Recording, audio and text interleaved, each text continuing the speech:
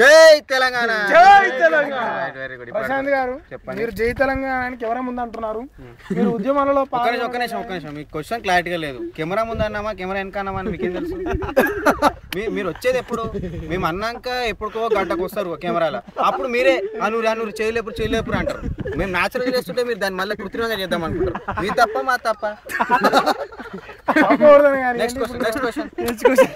మీరు ఉద్యమాలలో ఆంధ్రవడం లేదంటే ఎక్కువ శాతం గెస్ట్ హౌస్ లోనే గడుపుతున్నట్టు మాకు సమాచారం వచ్చింది.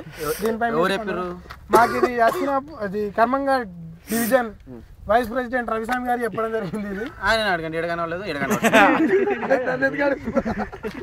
అయితే ఈరోజు ప్రోగ్రామ్ లో మీరు ఎక్కువసేపు ఉండట్లేదు, వచ్చిన కొద్దని వెళ్ళొస్తున్నారని. మీరు ఎంతసేపు ఉన్నారు? మేము ప్రోగ్రామ్ స్టార్ట్ అయినప్పటి నుంచి ప్రోగ్రామ్ అయిపోయినాక మేము అక్కనే కవరేజ్ చేస్తూ ఉంటాం. ఏం కవర్ చేసారు? ప్రోగ్రామ్ అంతా కవర్ చేస్తాం. మరి అది నన్ను మీరు కవర్ చేయాలని చెప్పండి. మీకు ఏదైనా ఆడ ఎవరు పాట పాడుతురు, ఎవరు పెద్ద పెద్ద తెల్ల చెట్టలు వేసుకుని కూర్చురు, వాళ్ళే కవర్ చేస్తూ చెప్తే కలర్ షర్ట్ వేసుకొచ్చుకున్నాము, ఇట్లాంటి కవర్ చేసేది లేదు.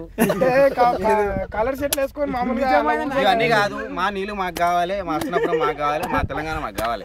మీ తెలంగాణ మీకు కావాలంటే అస్తినాపురం ప్రత్యేక డిజైన్ మాకు కావాలి. ఉద్యమాల్లో పాల్గొన్నామండి, పేపర్లలో కూడా వచ్చింది, టీవీలలో వచ్చింది. మీరు ఇంటర్వ్యూలు చేసారు, అన్ని చేసారు. మళ్ళీ మీరు కనబడతలే అంటే ఏందన్నట్టు అర్థం. అదే అండి నిన్న నుంచి మేము మసగా చేస్తాను, మేము వెతుకుతున్నాం కావాలని. మరి ఏం చేశారు? అస్తినాపూర్లో ప్రోగ్రాములు కానీ ఆడ మా నాన్నమ్మ గారు తెలంగాణ ఉద్యమంలో మరణించినారు. వారిని సంతాపంగా వెళ్ళి వచ్చాము 2 రోజులు. దాన్ని మేమేం చేస్తాం? అరే మా సొంత నాన్నమ్మరా భయ్. ఇప్పుడు రవిస్వామి గారు ఓటు స్టూడియో రవిస్వామి గారు ప్రశాంత్ రెడ్డి గారు మిమ్మల్ని అడగమని చెప్తున్నారు. దీనిపై మరి మీ ఢిల్లీ స్టూడియో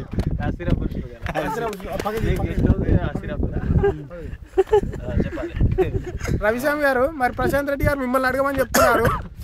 దీనిపై మీ స్పందన? మరి ఆయన మాకు తెలియజేసింది ఏంటంటే గత 2 రోజుల నుంచి వాళ్ళ నానమ్మ చనిపోయారు అనేసి తెలియడం జరిగింది.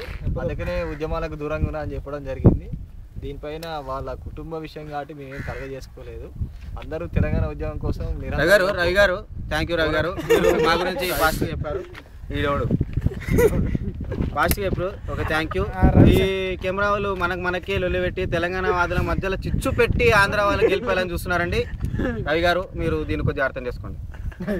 అయితే రవి గారు మరి మీరు ప్రశాంత్ రెడ్డి గారికి అనరాలేదని ప్రశాంత్ రెడ్డి గారు పోలీసుకి కంప్లైంట్ ఇద్దామని ఇట్లా అనుకుర్రు. మరి దీనిపై మీ స్పందన అండి? ఆయన అనుకోలేదండి.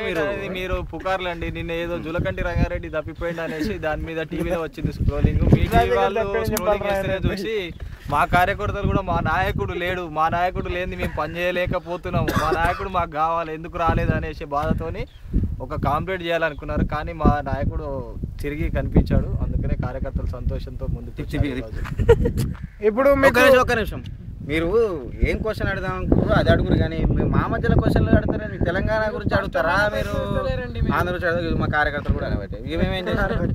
తెలంగాణలో మరి జేఏసీ వాళ్ళు నిరాహార దీక్షలు చేస్తున్నారు, ఆందోళనలు చేస్తున్నారు. మరి మీరు ఎటువంటి కార్యక్రమాలు చేయలేదు? మేము జేఏసీ ఏర్పడే ముందుకే చేసినామండి. జేఏసీ ఏర్పడ్డాక మీరు ఎందుకు చేయట్లేదు? జేఏసీలో మీరు ఎందుకు కలవట్లేదు? కలవట్లేదు ఎవరన్నారు? అలవాట్లేదు. సపరేట్ బీజేపీ అని సపరేట్గా చేస్తున్నారు ప్రోగ్రాంలు. జేఏసీలో కలవట్లేదు. ఈరోజు అస్తినాపురం సెంటర్లో ప్రోగ్రామ్ చేయడం జరిగింది. అందులో జేఏసీ వాళ్ళు ఉన్నారు, కానీ బీజేపీ వాళ్ళు లేరు. ఎందుకంటే మేము సపరేట్ వెళ్ళిపోయినా చేస్తున్నాం కదా. బాలవర్ధన్ గారు మన అస్తినాపురానికి చెందిన ఇంకో బీజేపీ నేత ప్రస్తుతానికి ఇప్పుడే జాయిన్ అయ్యారు. వారిని కూడా ఒకసారి తన అభిప్రాయాన్ని తెలుసుకోమనండి. మీ అభిప్రాయం? తెలంగాణ జేఏసీలో బీజేపీ కలవకపోవడానికి ఎటువంటి కార్యక్రమాలు చేయకపోవడానికి కారణం కలవట్లేదు అంటే సపరేట్ ఈరోజు మన ఎల్పినాలు జేఏసీ వాళ్ళు పద్ధతి ఇచ్చారు తప్ప సపరేట్ బీజేపీ అని ప్రోగ్రామ్ చేశారు కదండి. ప్రశాంత్ ఆయన సమైక్యాంధ్ర పార్టీలకు కొడుతుంది. ఇవాళ అయితే జేఏసీ వచ్చింది కదా ఎల్బీనా గారికి, అన్ని పార్టీలు వచ్చినాయి. జేఏసీ వచ్చి మద్దతు ఇచ్చింది తప్ప మద్దతు ఇచ్చింది అంటే సపరేట్ గా చేస్తున్నట్టు మాకు. సరే బాలవర్ధన్ గారు ఒక నిమిషము, ఇది తెలంగాణ ఏర్పడిన తర్వాత ప్రత్యేక అస్తినాపురం డిజైన్ కావాలని వీళ్ళు ఒక ఉద్యమాన్ని చేసుకోవాలని ప్లానింగ్ లో ఉన్నట్టు తెలుస్తుంది. మరి దీనిపై వారి స్పందన ఏందో అడగండి. ఈ విషయం ఎంతవరకు నిజమో. సపరేట్ హస్తినాపురం డివిజన్ కావాలని మీరు కొట్లాడుతున్నట్టు మాకు తెలిసింది. దీంట్లో మీ స్పందన ఆలోచిస్తున్నా అంటే ఉన్న 1,00,000 ఓట్లలో ఒక్క డివిజన్ అంటే ప్రాబ్లమే కదండి. అప్పుడు ఉన్నప్పుడు పాత ఆయన జిట్ట రాజశేఖర రెడ్డి తనుకపోయిండు. ఇప్పుడు కొత్త గజ్జల మధుసూదన్ రెడ్డి అంతా కర్మన్ గట్టలే వెళ్తారు. కర్మన్ గట్టు వనస్థలిపురం వెళ్తారు కాబట్టి టికెట్ వస్తుంది. ఒకవేళ హస్తినాపురం ఏర్పడితే బాలు గారు తర్వాత మీరే ఇప్పుడే మన స్టూడియోకి రవి గారు వచ్చారు, కర్మంగ డివిజన్ వైస్ ప్రెసిడెంట్ గారు. వారిని కూడా క్వశ్చన్ వేయాలని కోరుతున్నాం. జై తెలంగాణ, జై తెలంగాణ. ఇప్పుడు మన కాన్సెప్ట్ వేరు. మీరు డివిజన్ లా నెక్స్ట్ కార్పొరేటర్ గా మీరే పోటీ చేద్దాం అనుకుంటున్నారా? కార్పొరేటర్ కాదు, మేము ప్రస్తుతానికి సపరేట్ బాబు ఎందుకు ఇట్లా ఎందుకు కావాలమ్మా మీరు కనబడతలేరు చేయాలని. మళ్ళా వచ్చే కార్పొరేటర్ ఎలక్షన్ వచ్చే సమయం కల్లా నిజంగా కెమెరా మొదలు కొట్లాడే కొడుకులేవు టీవీ ఏర్పాటు చేయాలని మేము కోరుకుంటున్నాము. ఎందుకంటే మేము ఎందుకు ఇలా కోరుకోవడం జరుగుతుందంటే ఓల్డ్ సిటీ ప్రాంతంలో చూసినట్టయితే ఒక్కొక్క డివిజన్లో 15,000 నుంచి 15,000, 12,000, 16,000 ఓట్లు ఉన్న ప్రదేశాన్ని ఒక డివిజన్గా చేశారు. దీనివల్ల ఎంఐఎం, ఎంబీటీ వాళ్ళు ఎక్కువ స్థానాన్ని గెలుచుకున్నారు. మేము వాళ్ళ స్థానాలను ఆశించలేం లేదు. కనీసం అభివృద్ధి జరగాలంటే కనీసం ఒక 30,000 ఓట్లున్న ఈ హస్తినాపురాన్ని ఒక డివిజన్గా ఏర్పాటు చేస్తే మా అభివృద్ధి మాకు జరుగుతుంది. మా ఇప్పుడున్న అభివృద్ధి మొత్తం కర్మనాటు నాయకులు ఇప్పుడు మొన్నటిదాకా వనస్థలిపురం నాయకులు పాలించారు. వాళ్ళు ఇప్పుడు కార్పొరేటర్ అయ్యి హస్తినాపురాన్ని మర్చిపోయారు. అయినా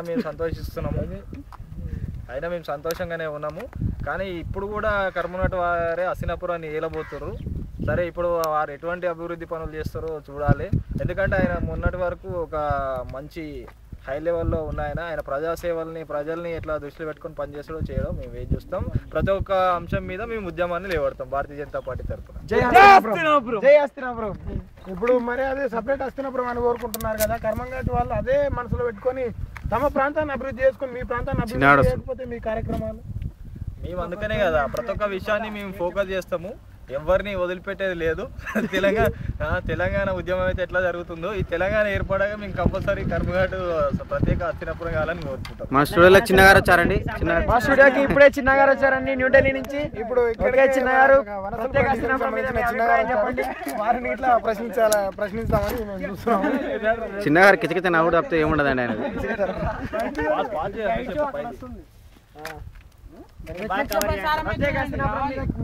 ధీటుగా ఉండాలి. ప్రశాంత్ రెడ్డి గారు దించేసి వచ్చేస్తుంటే గీడ రోడ్ మీద దించేసి ఇక ప్రశాంత్